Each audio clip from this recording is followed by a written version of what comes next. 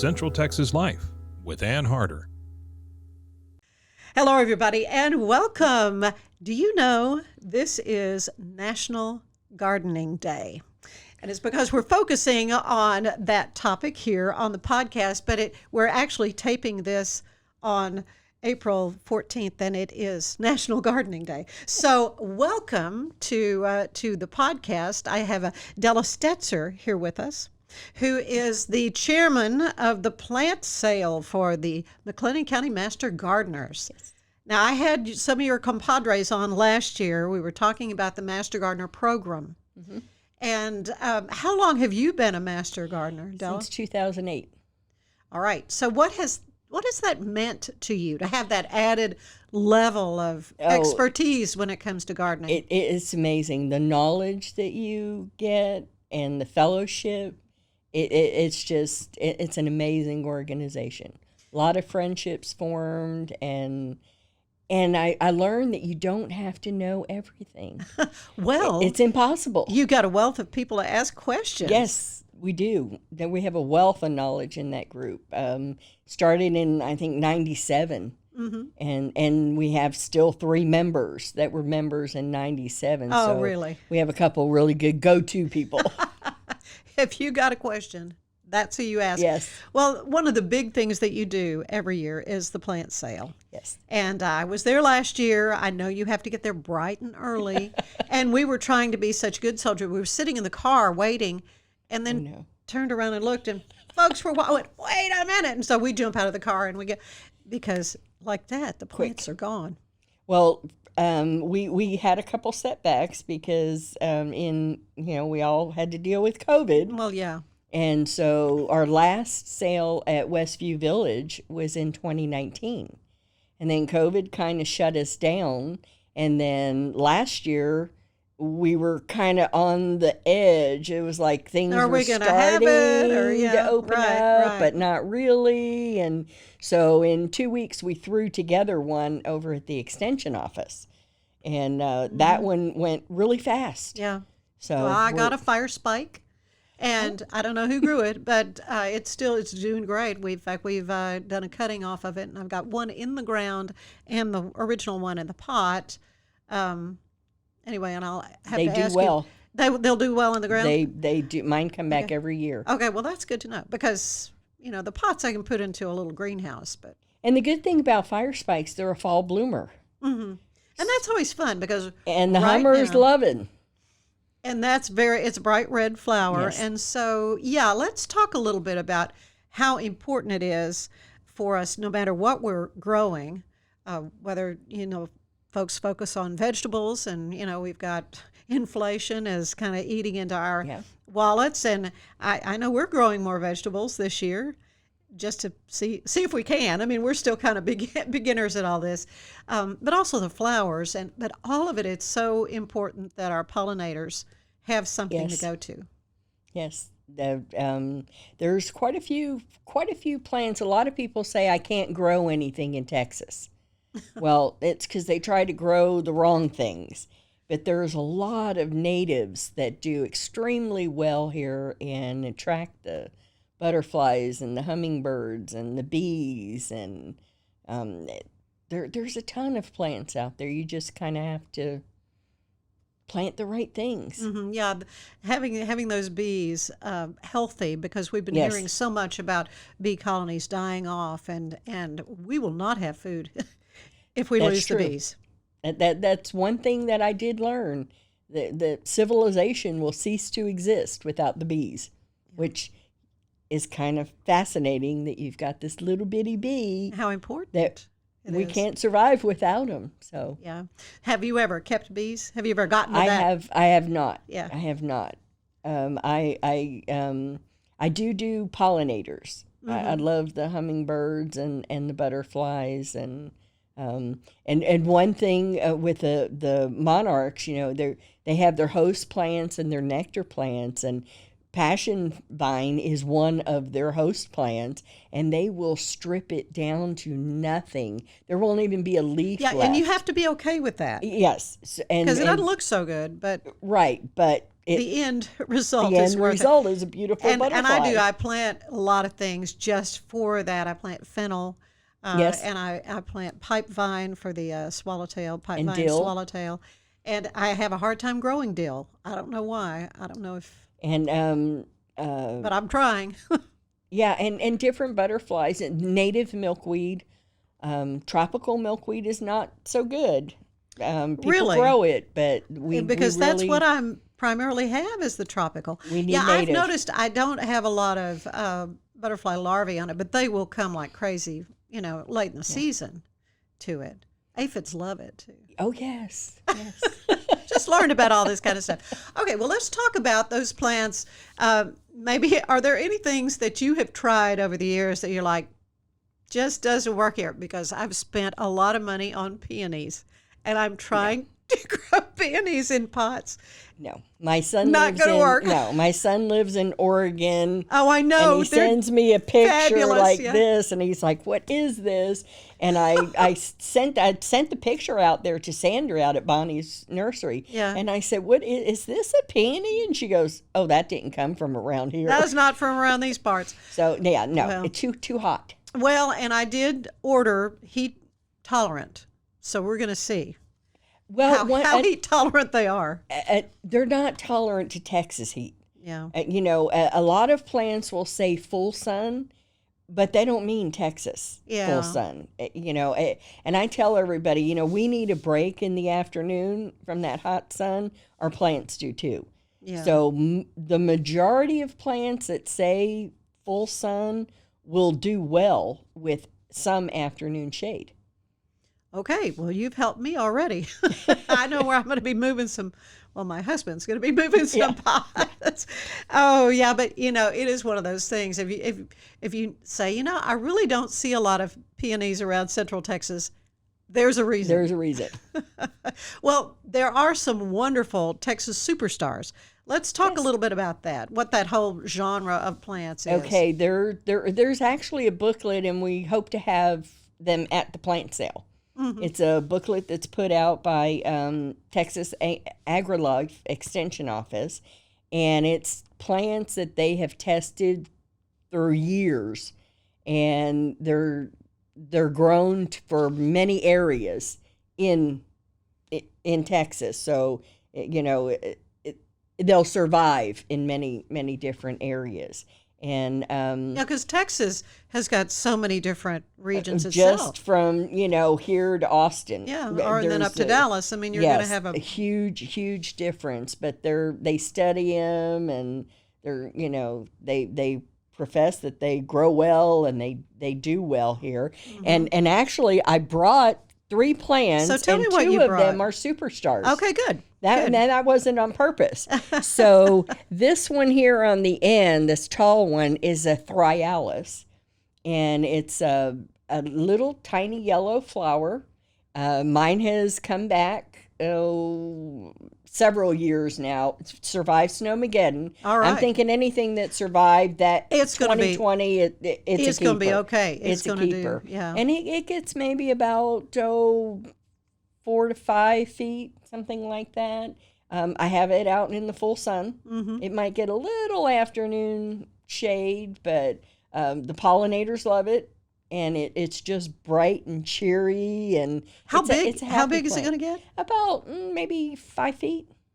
Okay, so it's wide. I mean, and it's kind of a shrubby. Okay, so shrubby. It's you can trim it up and shape it if you want to, but and it's a long time. I like long time bloomers. I don't care for the one and done.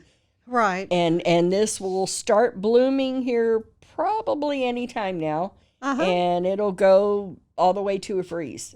Very good. So that is a brand new one. It's a superstar. Mm-hmm. Now, is this like something you would, if you were going to do a xeriscape, or just not do a lot of irrigation? Or I know some people are trying to do that, just not use any water. Or well, I have it in a bed that has sprinklers, so I don't know how drought tolerant it is. That's what I'm saying. We have sprinklers that, and some things really like to be a little drier than others. They do, and that's another thing you have to think of when you're planting. Yeah. You know, the drought tolerant, it doesn't mean that they don't need water ever. They need some water. They need a drink. That would be every called a once in cactus, while. maybe. I don't know. Yeah. And then the one in the middle, the little shorter one, that's a Duranta, also known as a sky flower. It is also a superstar, and that can get up to 12 feet or so. Really? And you can train it into leave it as a shrub, maybe 6 feet wide. It can get very, very large. And it also, you can trim it to a tree. And when you trim it, the trunk up, and then just let it, and it cascades down. It kind of weeps. It weeps. Really? And even as a shrub, it will weep. And Duranta is the name of that. I've never pollinators seen that. absolutely love it. Good. And trained as a tree, from a distance, it will look like a wisteria because of the way it and does cascades it bloom down. long period? Long time bloomer. It'll Really? bloom spring to frost. Another superstar. And it's a good one. Good one for pollinating. Good all around. And it just does well.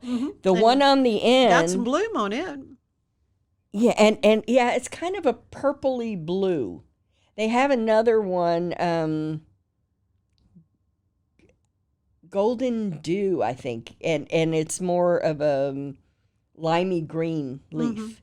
It's a lot lighter leaf color. Yeah, because a lot of people want a variety in the green. A lot of texture that they see. and so. Yeah. And the one on the end that's actually blooming is a Mexican honeysuckle. It is not a vine. Okay, good, because Not I a vine. grew up with honeysuckle, and I loved it. I loved the smell of it, but I don't want that vine. This one is a shrub, and it gets about, maybe 3 feet or so. I've had it in the garden. I always called it a hummingbird bush. I got a start from my mother's neighbor, probably 15 years or more ago, and that's what she called it. And I didn't know any better until I became a Master Gardener, and I started propagating it, and that's when I found out the correct name is a Mexican honeysuckle. So how hard is that to propagate? And is that one Very that you started? easy. It's one that I propagated. I propagated all of these. And the Mexican honeysuckle is one, and the Duranta actually. Rhyolus is a little bit harder, but these two here And they were just cuttings. You did cuttings? They were cuttings. They were cuttings that I took, and this one was in a greenhouse over the wintertime and loved it. And it'll stay kind of shrubby. It will multiply, but not... How does it, with runners coming up, or how does it It'll multiply? just like pop up here or there, but it's not what I call invasive, because I don't do invasive. Okay, yeah, let's But talk for about that. 15 years. Yeah. 15 years it's been in a small area. Okay, so it has stayed contained. It stayed very contained. It's not a bully. And no, definitely not a bully. Not like obedient plant. That one's a bully. Okay, I know. I'm not sure I know what. You don't want. I don't want that. You don't I know. want- It's not obedient. I don't want bamboo. I mean, no, there's several things that Yeah. I know I don't want. I did plant Katie Ruella that I have heard you don't You don't want don't want that. the dwarf. Right. The dwarf are some not of them as- start out low, and then the Well, big there's ones. two varieties. Well, I guess I have both varieties from what I was gifted. Yes, there's a tall one, I have and the tall when it goes to seed, it will sound like an explosion. It pop, pop, pop, pop, pop. Really? And the seeds spew everywhere. Now I have not. I'll have to check that Yes, out. But they spew everywhere. we're pretty good about digging it out. We are trying to keep it. The shorter along a one, the fence. dwarf, is a lot easier. It's more of a ground cover almost. Yeah, and really. it's much easier to maintain. Yeah, and I always thought those are pretty because it almost looks like someone took a hot glue gun and just glued the flower in the little middle flower, of this yeah. this green puff. Well, we're going to take a short break, but when we come back, I want to hear more about the plants and about the plant sale because you're going to want to mark your calendar for that. May 7th. You heard it first. May 7th. We'll be right back.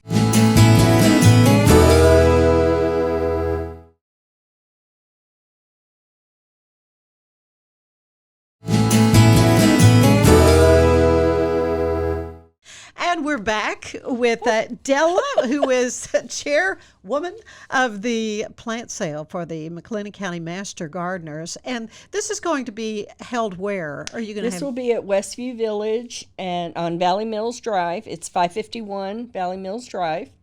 And we will be in the Center Mall area. Okay, and this is May 7th, which is May a 7th. Saturday. A Saturday. What time? 8. We'll open at 8. Okay, and you until better be sold there out. earlier than that if you want a good selection. But so how many master gardeners are taking part in growing and providing these plants? That's a good question. I'm We glad I had asked our it. meeting. We had our meeting yesterday, and there's a lot of them that are growing, but they don't tell me. So I'm usually surprised on Friday when we actually deliver the plants over there, and it's a happy surprise.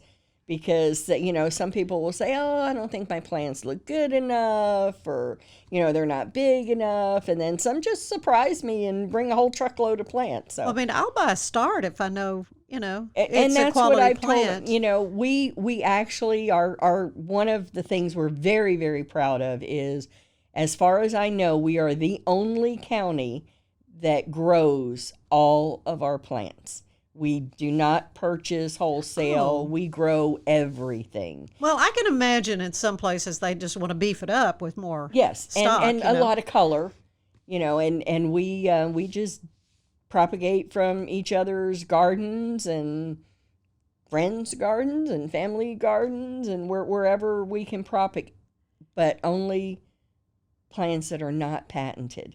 We get a lot of questions. Why don't you have this? Why don't you have that? We are not. It is illegal to propagate a patented Oh my plant. goodness. Kind of like you have a patent on.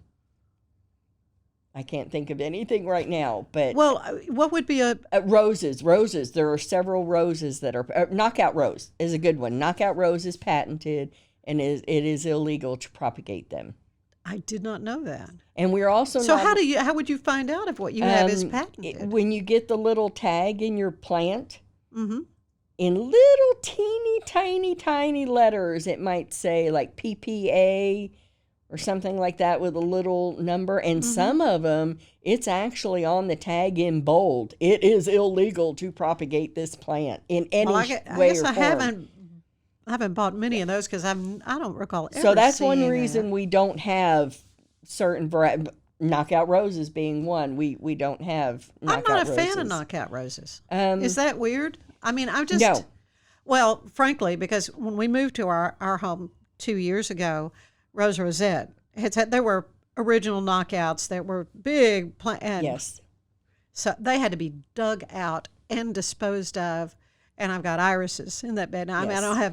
I'll never put a rose Rose in there. Rosette is very prominent in knockout roses, Yeah. and it's actually a mite, and it travels airborne, Yeah.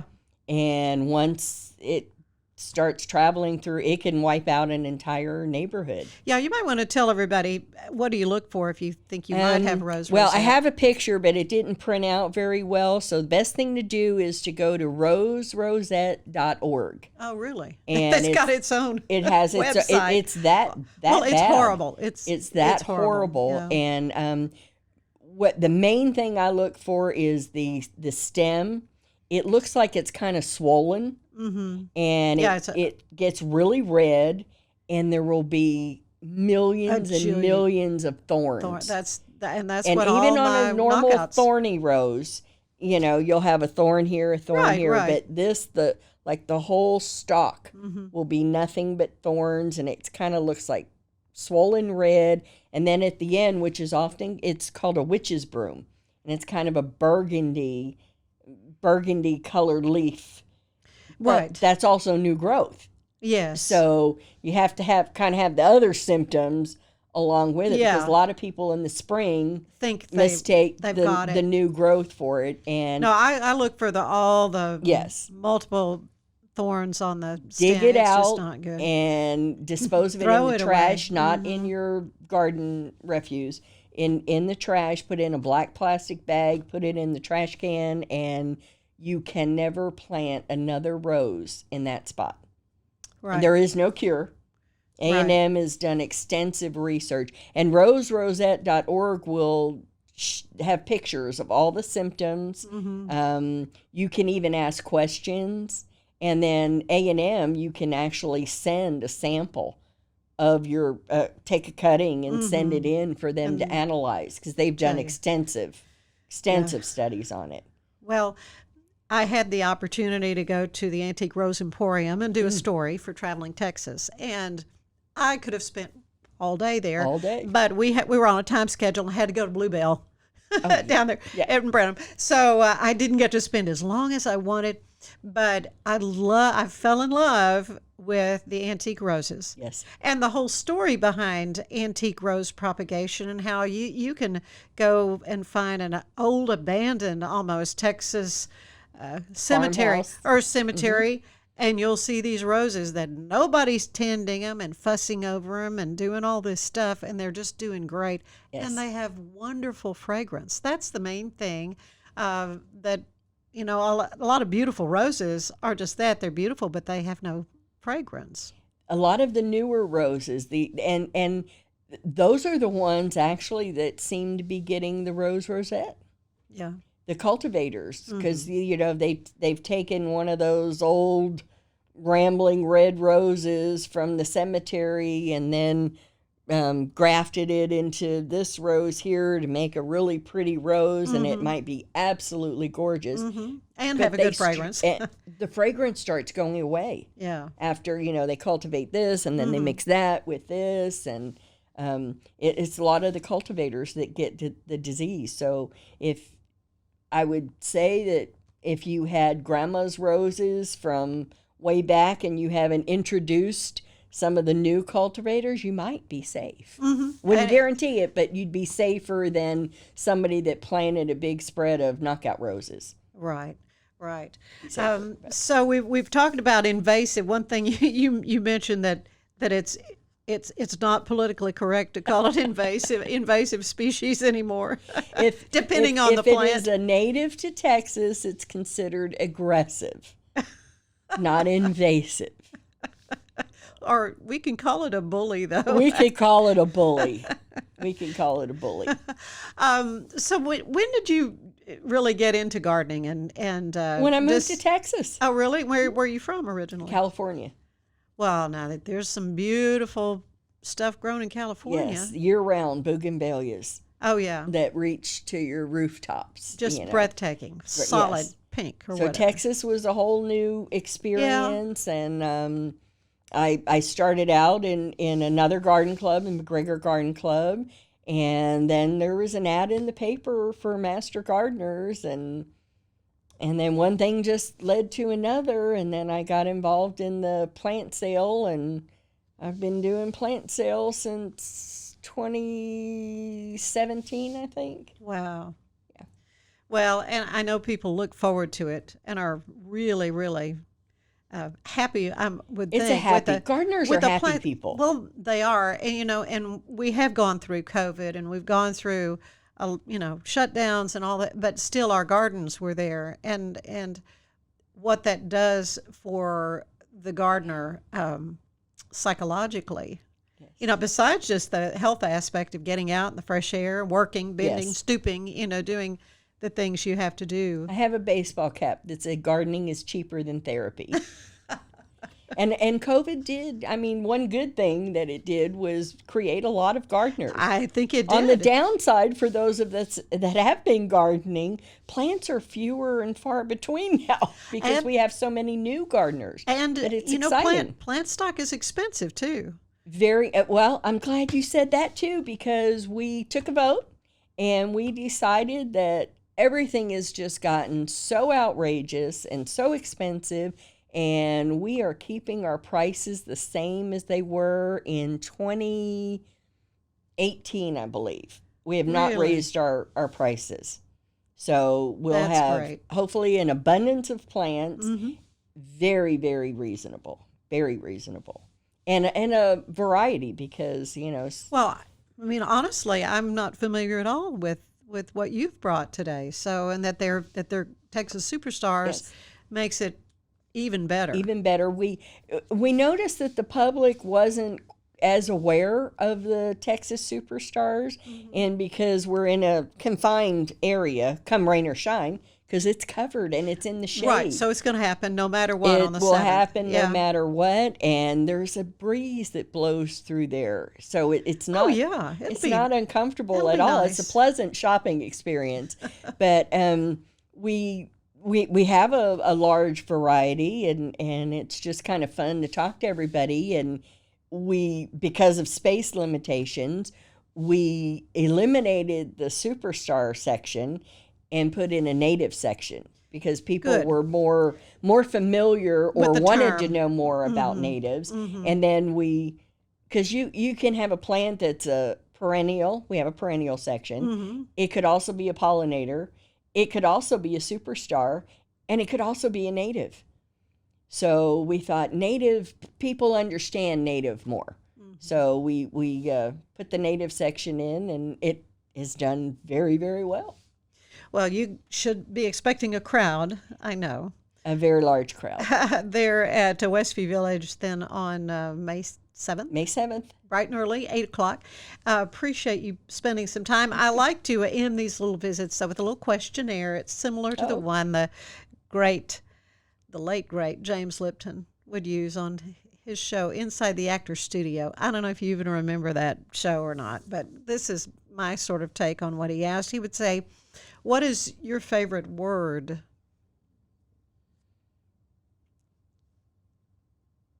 Happy. Yeah. Okay. Do you have a least favorite word? Negativity. Yeah. Yeah, I hear that a lot. What turns you on creatively, spiritually, or emotionally? Gardening. Surprise. Surprise, surprise. What turns you off then spiritually or emotionally? You could have warned me. That's kind of the point. I negative people. Yeah. Yeah. Yeah. What sound do you love the most? Rain. Oh, isn't that the truth? Sound of rain. I love the sound of rain. Yeah. Yeah. We had some. I don't like hearing hail. No. Just a nice rain. Nice rain. What is your least favorite sound? Chalkboard nail. Oh yeah. Oh, yeah. That's all right. Yeah. Well, let's not go there. What profession would you have liked to have tried? I didn't even ask you if you worked or did anything. I did. I was in contracts in aerospace industry. Oh my goodness. And I don't. There's so many things I enjoy. Right now, it's gardening. Yeah. And I'm enjoying that thoroughly. So yeah. I don't know what else I would have done. Mm-hmm. Was there anything you would not want to do? A nurse.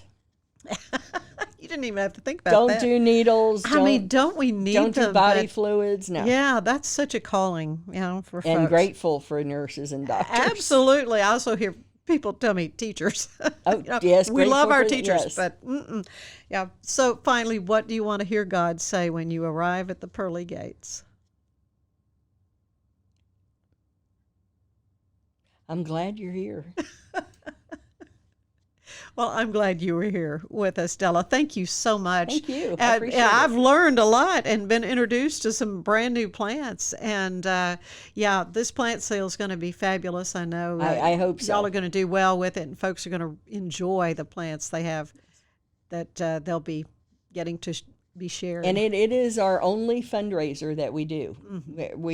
We fund all of our school projects. Reminded me when you said teacher, we have several school gardens that we do. Yes, and I think that's great for kids to learn that, you don't go to HEB to get the vegetables. It they is actually amazing. grow. It is amazing that It opens their eyes. And they love gardening. They The kids do. are so enthusiastic. So we have, 7 schools maybe? Yeah. I know we have a list of schools that we do, and assisted living. I know you work at the Carlene Bright Arboretum. Also. We used to before the construction. Well, I know it's a mess now. Yeah, You it's a can't mess even now. get in But there. we had 2 gardens over there. We do the schools and what is it? We do Bells Hill. I know Bells Hill's got we do Bells Hill. a There's big a gardening children's program. garden over there. And the assisted living, I just add a brain fade. And I think that's great too for the elderly who it's great to have therapy for maybe them. raised beds and a They way have for raised them beds and to you putz know, around and do what they wheelchair used to access, do. and they can just roll Weave right in on and up out there, and enjoy 'em. they love the gardening. Yeah. They love it. Well, gardening is a great pastime, and it's important, it's needed, and Yes. it will do you good. So thank you so much. Thank you. I appreciate it. And join us again next time. Bye-bye. Central Texas Life with Ann Harder is part of the Rogue Media family. Be sure to check out our other shows at roguemedianetwork.com. Please rate this show 5 stars on iTunes, Spotify, YouTube, or anywhere you get your podcasts. Join us again soon for more Central Texas Life with Ann Harder.